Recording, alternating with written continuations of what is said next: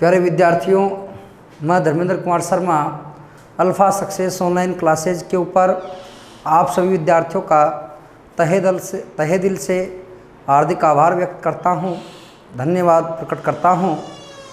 इस लॉकडाउन के दौरान, इस महामारी के दौरान ऑनलाइन क्लासेज प्रारंभ हुई और इस ऑनलाइन क्लासेज के अंतर्गत हम जो चर्चा कर रहे हैं वो संस्कृत व्याकरण के अंतर्गत कारक प्रकरण से हम चर्चा कर रहे थे। कर्ता कारक और कर्म कारक के बारे में अपने चर्चा की। कर्म कारक के कुछ सूत्र शेष रह गए, जिसमें आज अपन जो सूत्र पढ़ रहे हैं अकथितम च, ये कहता है कि अपादानादि विशेष कारकों का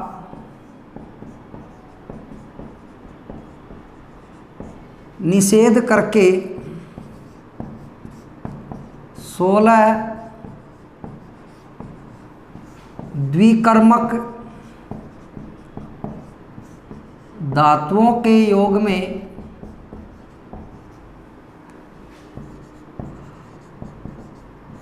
प्रधान कर्म के साथ साथ गौण कर्म में भी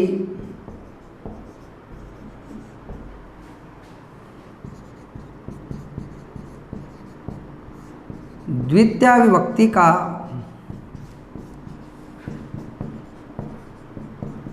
प्रयोग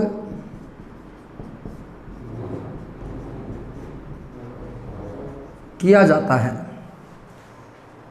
देखिए, अपादान इत्यादि जो विशेष कारकों का निषेध करके 16 धातुएं हम पढ़ेंगे।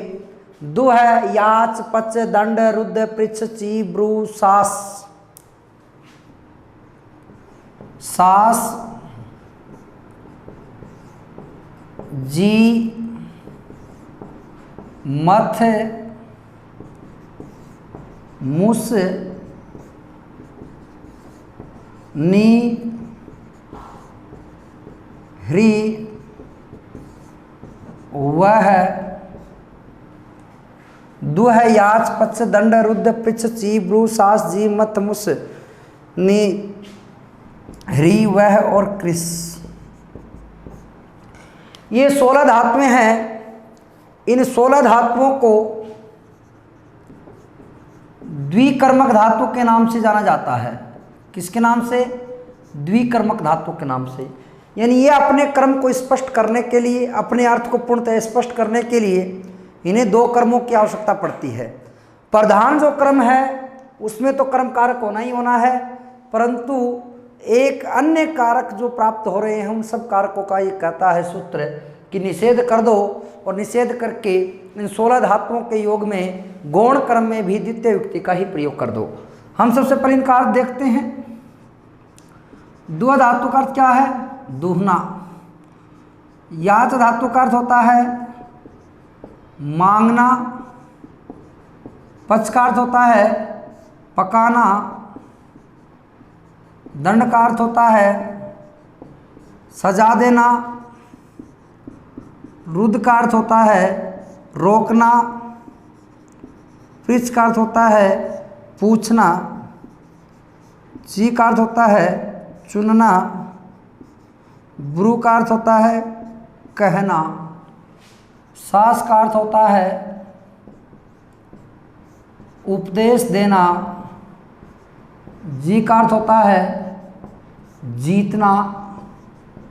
मथ का अर्थ होता है मथना। मूस का अर्थ होता है चुराना। नी का अर्थ होता है ले जाना। री का अर्थ होता है हरण करना। वह का अर्थ होता है ढोना। और कृस का अर्थ होता है खींचना। ये जो 16 धातुएं हैं, इन 16 धातुओं को द्विकर्मक धातु कहा जाता है। ये कहता है कि इन 16 धातुओं के योग में प्रधान कर्म के साथ साथ गौण कर्म में भी द्वितीय विभक्ति का प्रयोग कर देना चाहिए। कैसे समझना बात को? मैं आपसे कहता हूं कि वह गाय से दूध धूता है, वह गाय से क्या धूता है? दूध धूता है। तो यहां आपको पता है कर्ता कौन है? वह है। क्रिया कौन है? दूहना। किसके लिए की जा रही है? दूध के लिए। तो ये कर्म। अब देखो गाय से दूध अलग हो रहा है कि नहीं हो रहा है? हो रहा है। तो गाय प्रधान कर्म है। कौन सा कर्म है? सॉरी, गाय से दूध अलग हो रहा है। कौन सा कारक होना चाहिए? अपादान कारक। कौन सा कारक होना चाहिए? अपादान कारक होना चाहिए। परंतु धातु कौन सी है?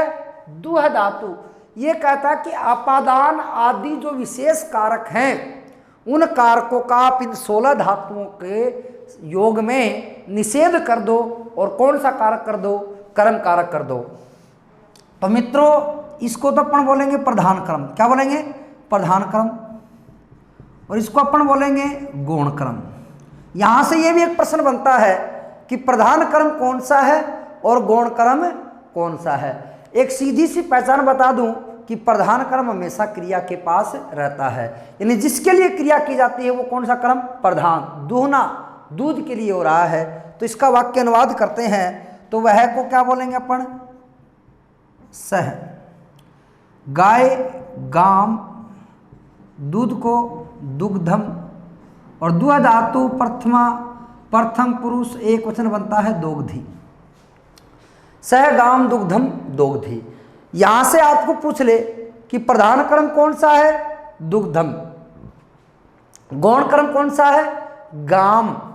और दूसरी चीज यहां आपसे पूछ ले कि गाम में कर्म संज्ञा कौन से सूत्र ने की है? तो कौन से सूत्र ने की है? एकथतम च ने। दुग्धम में कर्तुहिप्सितमम कर्म ने। मैं आपसे कहता हूं कि वह बलि से भूमि मांगता है।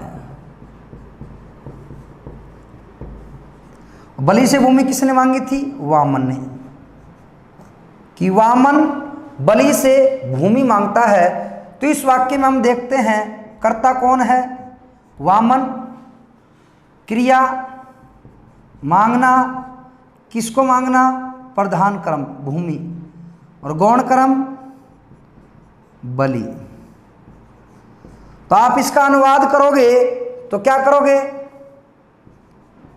वामन प्रथमा व्यक्ति कर्ता कारक में तो वामन बलिम वसुधाम याचते। याच धातु आत्मनेपदी धातु होती है। तो वामन बलिम वसुधाम याचते। कर्ता में प्रथम पुरुष एक वचन था, इसलिए इसमें प्रथम पुरुष एक वचन है। इसके रूप चलते याचते, याचेते, याचनते, याच से, याचेथे, याचध्वे, याचये, याचावहे, याचामहे। फिर पच कि वह चावलों से भात पकाती है। वह चावलों से क्या पकाती है? भात पकाती है। तो कर्ता तो कौन हो गया? वह। क्रिया पकाना और मुख्य कर्म भात और गौण कर्म चावल। तो वह को तो संस्कृत में क्या बोलेंगे? सह।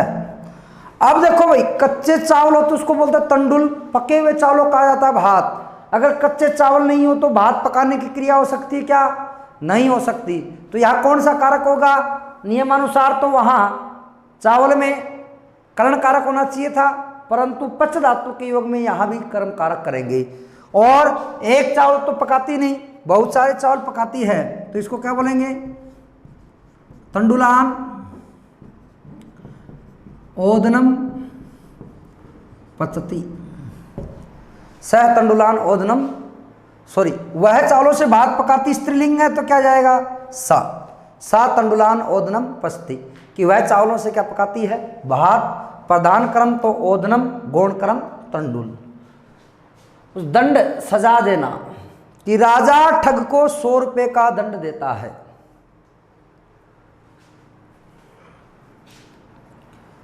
राजा ठग को 100 रुपये का दंड देता है। कर्ता कौन है भैया? राजा। क्रिया दंड देना, प्रधान कर्म 100 रुपये और गौण कर्म ठग। तो क्या बनाओगे? राजा शठम शतम रूप्यकाणि दंडयति। राजा ठग को 100 रुपये का दंड देता है। तो इस प्रकार से हम सभी वाक्य बना सकते हैं, कोई दिक्कत नहीं आएगी। 16 धातुओं को आपको कंठस्थ करना पड़ेगा कि दुह, याच, पच, दंड, रुद्र, पृच्छ, ची, ब्रू, सास, जी, मथ, मुस, नि, री, वह और कृष। इन 16 धातुओं के योग में प्रधान क्रम के साथ साथ गौण क्रम में भी द्वितीय विभक्ति का प्रयोग किया जाता है। इसी के साथ मित्रों आपका क्रम कारक भी क्या हो जाता है? पूरा हो जाता है।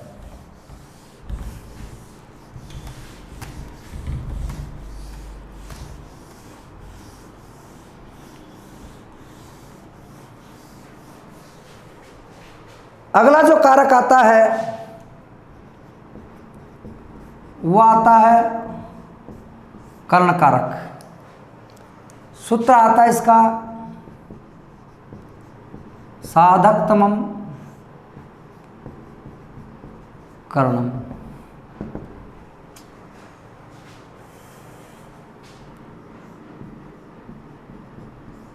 कर्ण संज्ञा विधायक सूत्र भी है ये।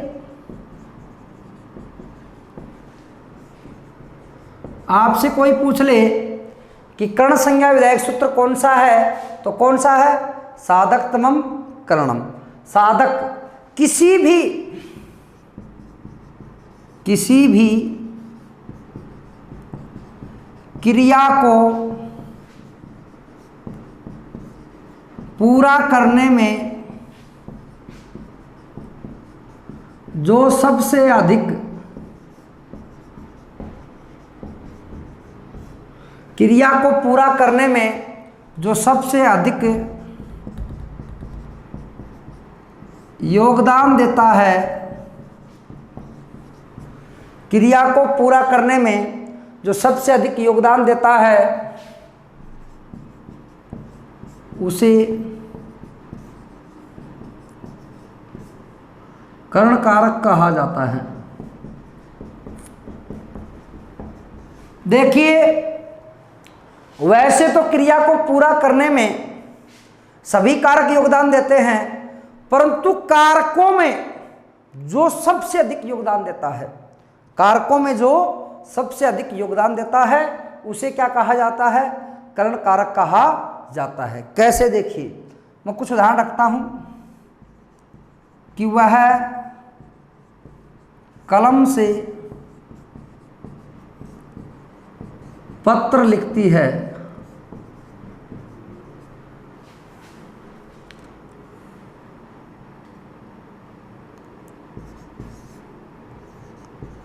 वह विमान से जयपुर जाता है,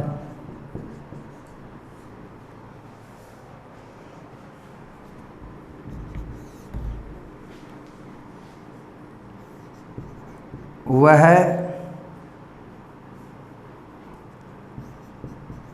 राम ने रावण को बाण से मारा,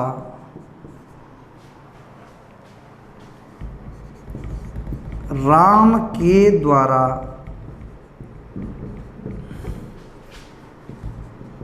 बाण से बाली मारा गया। देखना, यहां क्रिया है लिखने की। किसकी है? लिखने की क्रिया हो रही है। अगर कलम नहीं हो तो क्या ये क्रिया पूरी हो सकती? क्या नहीं हो सकती। तो यहां कर्ण कौन हो गया? क्रिया। कलम क्या हो गया? कर्ण। तो ये कौन है? कर्ता। और ये कौन है? कर्म। वह विमान से जयपुर जाता है, जाने की क्रिया हुई, किसके बगैर अधूरी थी? विमान के बगैर। तो विमान क्या हो गया? कर्ण हो गया। राम ने रावण को बाण से मारा, तो कर्ता कौन है? राम। कर्म कौन है? रावण। क्रिया क्या है? मारना। पर उस क्रिया को पूरा करने में सबसे अधिक जो सहयोग दिया वो किसने दिया? बाण ने। तो ये बाण क्या हो गया? कर्ण। राम के द्वारा बाण से बाली मारा गया, वही चीज है कर्ता कर्म, सॉरी कर्ता कर्म और क्रिया, और ये क्या है? कर्ण। एक सूत्र इसके अनुवाद करने से पहले अपन एक और देखेंगे। कर्तरी कर्णयोस तृतीया। ये कहता है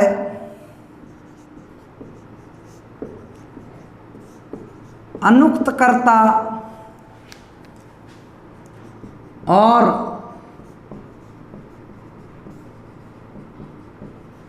कर्ण कारक में, अनुक्त कर्ता और कर्ण कारक में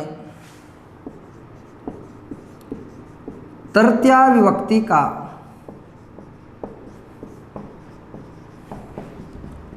प्रयोग किया जाता है।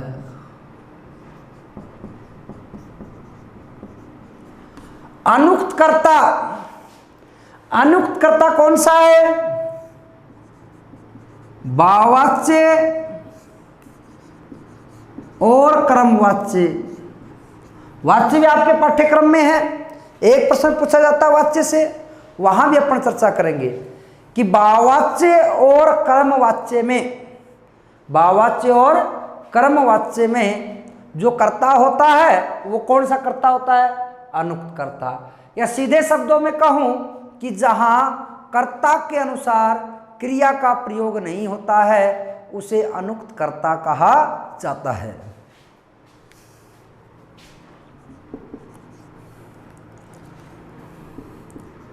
जहां कर्ता के अनुसार क्रिया का प्रयोग, जहां कर्ता के अनुसार क्रिया का प्रयोग नहीं होता है उसे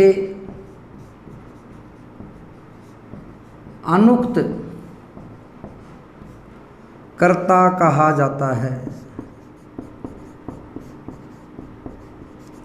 जहां कर्ता के अनुसार किसका प्रयोग नहीं होता है? क्रिया का प्रयोग नहीं होता है, उसे अनुक्त कर्ता कहा जाता है। कैसे? इसको भाववाच्य और कर्मवाच्य में स्पष्ट पढ़ेंगे अपना। अब इसका अनुवाद करते हैं कि वह कलम से पत्र लिखता है, तो वह को क्या बोलते हो? स। कलम को तृतीय विभक्ति में बनाओगे तो कलमेन। राम है राम, बालक है बालकौ बालका प्रथमा, बालकम बालकौ बालकान द्वितीया, बालकेन, वैसे क्या बन गया? कलमेन। और पत्रम लिखती,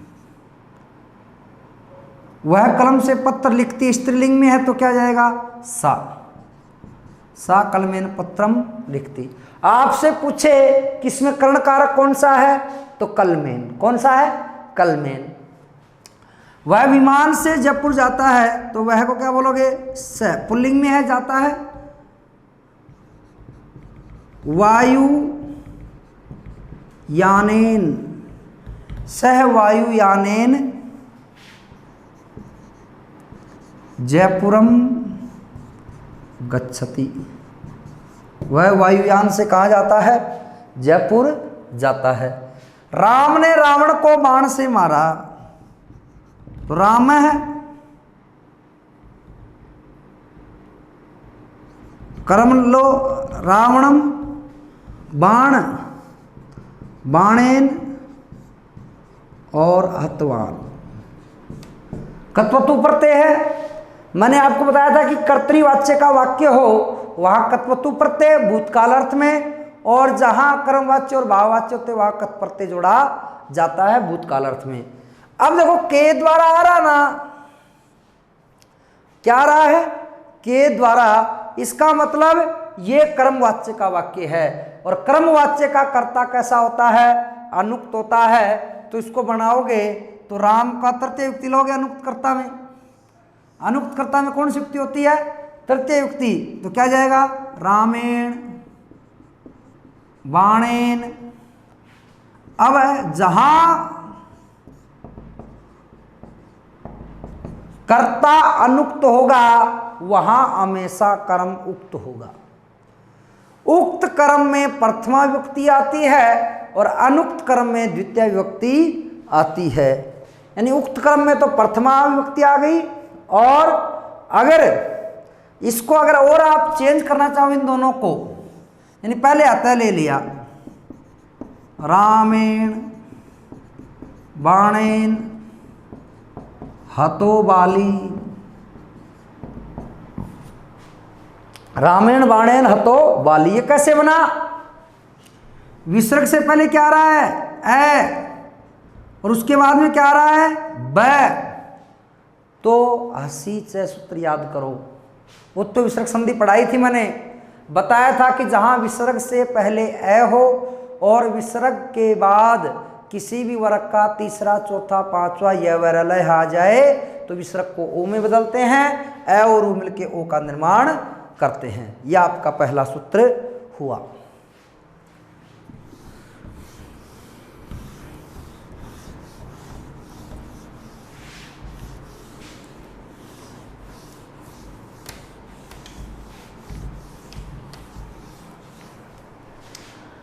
कर्ण कारक में दूसरा सूत्र आता है येनांग विकार, कि व्यक्ति के शरीर के जिस अंग में कोई विकार हो, व्यक्ति के शरीर के जिस अंग में कोई विकार हो उस विकृतवाची अंग में कौन सी युक्ति करते हैं? तृतीय युक्ति करते हैं। देखिए क्या कहता है ये, व्यक्ति के शरीर के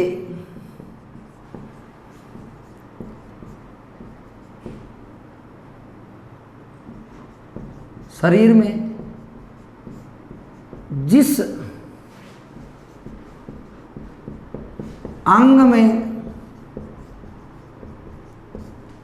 विकार होता है, जिस अंग में विकार होता है उस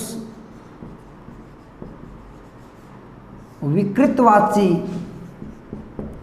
अंग में तृतीय विभक्ति का प्रयोग किया जाता है। देखिए कोई व्यक्ति है, मान लीजिए मैंने कहा राम हाथ से टुंडा है, दोष किसमें है? हाथ में। मैं कह दूं कि रमा आंखों से अंधी है, दोष किसमें है? आंखों में। मैं कह दूं कि कृष्ण कानों से बहरा है, तो दोष किसमें है? कान में। तो कान में कौन सी विभक्ति करोगे? तृतीय विभक्ति। जहां दोष है जिस अंग में, उस अंग में तृतीय विभक्ति का प्रयोग करेंगे। वह पैर से लंगड़ा है, तो दोष किसमें है? पैर में। तो पैर में कौन सी युक्ति? तृतीय युक्ति। समझे नहीं समझे? कि व्यक्ति के शरीर के जिस अंग में कोई विकार होता है उस विकृतवाची अंग में तृतीय युक्ति का प्रयोग करते हैं। जैसे देखिए वह पैर से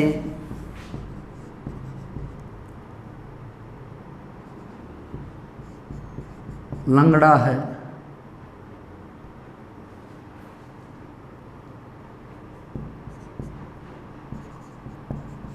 वह को सह, दोष किसमें भाई, पैर में, तो सह पादेन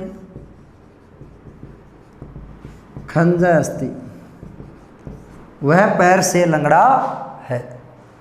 मैं कह दूं कि वह आंख से अंधा है, वह आंख से काणा है। अंधा होता है दोनों आंखों से, काणा होता है एक आंख से। तो क्या बनाओगे, वह क्या बोलते हैं, स। आंख अक्षणा, तृतीय व्यक्ति एक वचन, काणा है अस्ति, वह आंख से काणा है। यानी दोष किस में था, आंख में, तो तृतीय व्यक्ति की मैंने। मैं कह दूं वह हाथ से टूंडा है, तो सह हस्तेन टुंडा अस्ति, वह हाथ से टुंडा है। कहने का मतलब व्यक्ति के शरीर के जिस अंग में कोई भी विकार होगा उस विकृतवाची अंग में तृतीय व्यक्ति का प्रयोग किया जाता है। आगे देखिए,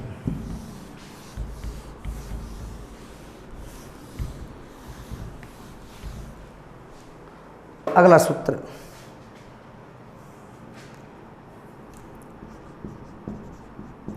सहयुक्ते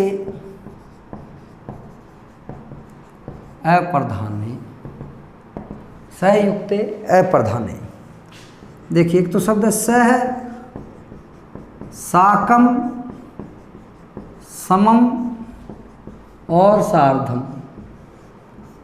चार शब्द है, चारों का अर्थ एक ही होता है, के साथ, के साथ। इन सभी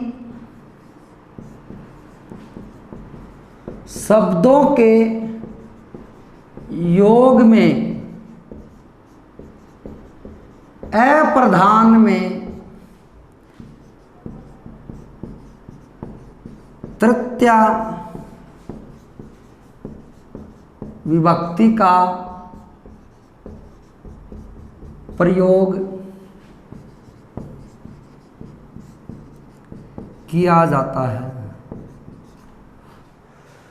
यानी सह, साकम, समम, सार्धम, इन शब्दों के परीक्षा में सीधा प्रश्न बहुत बार पूछा गया है कि सह शब्द के योग में कौन सी युक्ति होती है, तो कौन सी युक्ति होती है, तृतीय युक्ति। साकम के योग में तृतीया, समम के योग में तृतीया, सार्धम के योग में तृतीया। यानी सह, साकम, समम, सार्धम, इन शब्दों के योग में तृतीय युक्ति का प्रयोग किया जाता है। एक बात तो ये, अप्रधान कौन सा, हिंदी वाक्य में, ध्यान देना, हिंदी वाक्य में जिसके साथ, हिंदी वाक्य में जिसके साथ के साथ जुड़ा हुआ हो, के साथ जुड़ा हुआ हो, उसमें तृतीय विभक्ति का प्रयोग किया जाता है। उसमें तृतीय विभक्ति का प्रयोग किया जाता है। जैसे पिता पुत्र के साथ विद्यालय आया, पिता पुत्र के साथ कहाँ आया, विद्यालय आया। अब यहां देख रहे हो कि किसके साथ जुड़ा हुआ, के साथ, पुत्र के साथ। कर्ता पिता, कर्म विद्यालय और क्रिया आया। देखो अब वाक्य बनाएंगे तो कर्ता में तो प्रथम व्यक्ति पिता पुत्रेण सह विद्यालयम क्योंकि के साथ पुत्र के साथ जुड़ा हुआ था इसलिए तृतीय विभक्ति। और आगतया यानी आया, गतः यानी गया, आ उपसर्ग लगा दिया, अर्थ बदल गया और क्या बन गया, आगतः यानी आया। मैं कह दूं कि रमा लता के साथ बाजार गई। रमा लता के साथ कहाँ गई, बाजार गई। तो रमा लता में तृतीय विभक्ति करोगे तो लतया आपणम, गई तो गता है गता, आपणम गता, स्त्रीलिंग है इसलिए गता है गता, गतम, तो क्या जाएगा गता। तो मित्रों ध्यान रखना कि सह साकम समम सार्धम शब्दों के योग में कौन सी युक्ति का प्रयोग करेंगे, तृतीय युक्ति का प्रयोग किया जाएगा। इसी के साथ अगला सूत्र,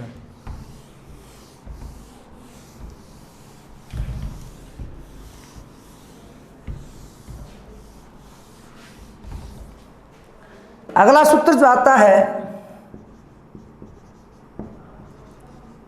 इत्थम भूत लक्षणे। देखिए जब किसी व्यक्ति के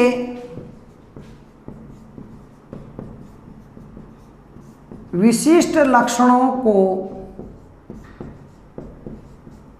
जब किसी व्यक्ति के विशिष्ट लक्षणों को देख करके उसकी जाति, वर्ग या समूह का पता लग जाए, कि जब किसी व्यक्ति के विशिष्ट लक्षणों को देख कर के उसकी जाति, वर्ग या समूह का पता लग जाए तो उस विशिष्ट लक्षणवाची शब्द में तृतीया विभक्ति का प्रयोग किया जाता है।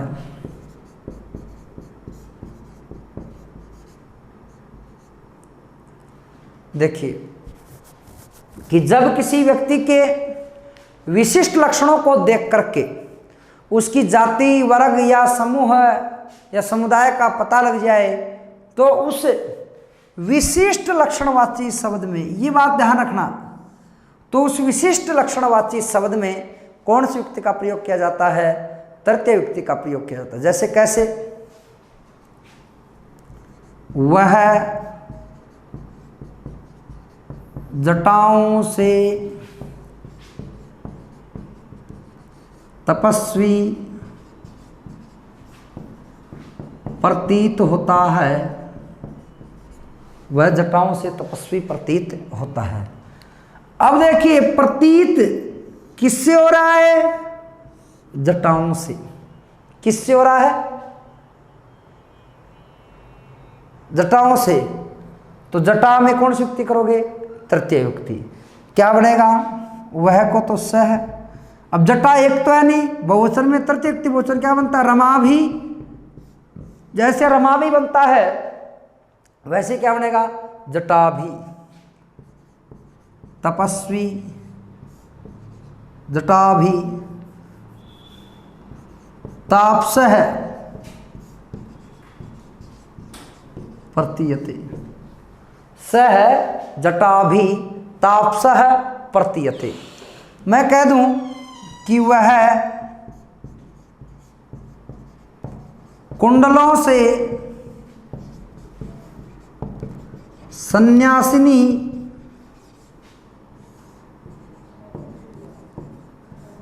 प्रतीत होती है। वह कुंडलों से सन्यासिनी प्रतीत होती है। तो यहाँ आपको पता है कि किससे प्रतीत हो रही है? कुंडलों से। तो ये क्या है? कर्ण। क्या है? कर्ण। स्त्रीलिंग में है तो क्या बनाओगे? सा कुंडलाभ्याम सन्यासिनी प्रतीयते, कि वह कुंडलों से सन्यासिनी प्रतीत होती है। कहने का मतलब आपसे परीक्षा में पूछ ले कि लक्षणवाची शब्द में कौन सी विभक्ति का प्रयोग किया जाएगा? कौन सी विभक्ति का? तृतीय विभक्ति का। यानी लक्षणवाची शब्द में कौन सी विभक्ति का प्रयोग किया जाएगा? तो तृतीय विभक्ति का किया जाएगा। दूसरी बात आपसे अगर पूछी जाए कि यहां कौन से सूत्र का प्रयोग हुआ है, तो इत्थंभूत लक्षणे, यानी जब किसी व्यक्ति के विशिष्ट लक्षणों को देख करके उसकी जाति, वर्ग या समुदाय का पता लग जाए तो उस शब्द में तृतीय विभक्ति का प्रयोग किया जाता है। उसके बाद में देखिए,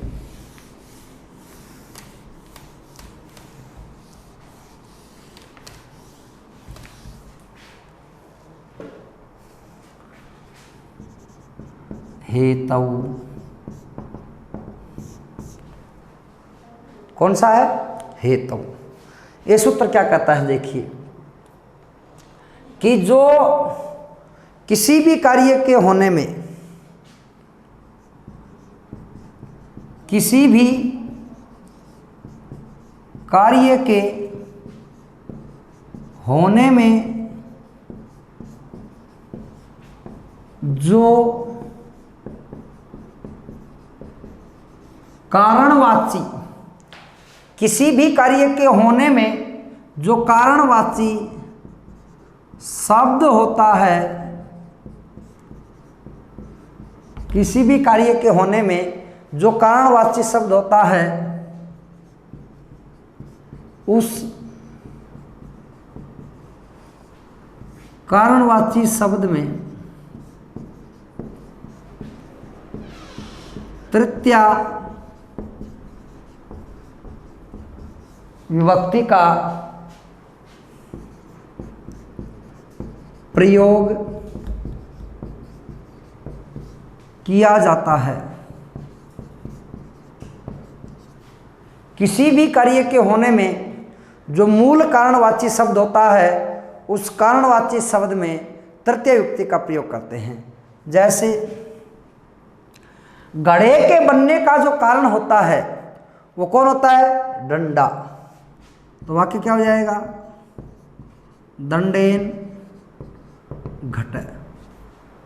यहां पूछे कि दंड में तृतीय विभक्ति का प्रयोग किसने किया? हेतु ने। किसने? हेतु ने।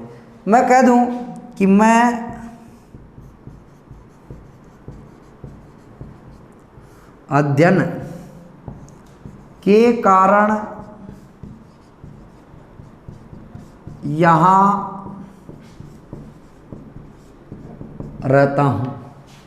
मैं अध्ययन के कारण यहां रहता हूं। अब मेरे जो रहने का कारण है, वो रहने का कारण क्या है? अध्ययन। क्या है? अध्ययन। तो अध्ययन में कौन सी युक्ति करोगे? तृतीय युक्ति। तो मैं को क्या बोलोगे? अहम। अहम अध्ययन अध्ययनेन के कारण यहां अत्र।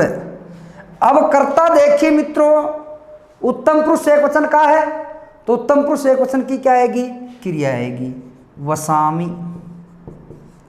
आम अहम अध्ययनेन अत्र वसामि, कि मैं अध्ययन के कारण यहां रहता हूं।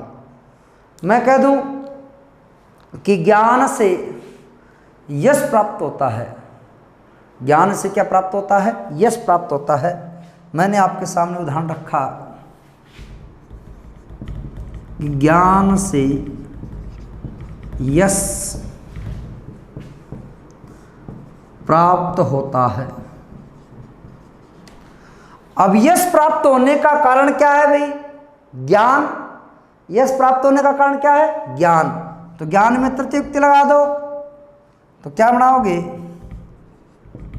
ज्ञानेन यशः लभते। लभ धातु नेपदी होती है, इसलिए क्या जाएगा, लभते। कहने का मतलब कि किसी भी कार्य के होने में जो मूल कारण होता है, उस मूल कारणवाची शब्द में तृतीय युक्ति का प्रयोग किया जाता है।